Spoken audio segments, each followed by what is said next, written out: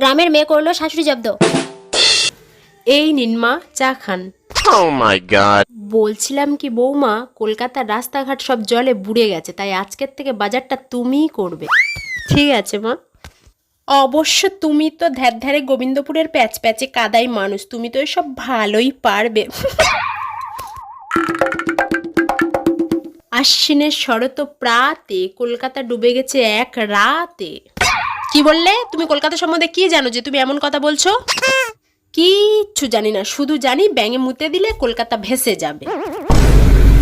আর তোমাদের গ্রামে পচা মাটির গন্ধ আর হেলিকপ্টারের মতো বড় বড় মশার আওয়াজ শুনলেই তো দম বন্ধ হয়ে যায়।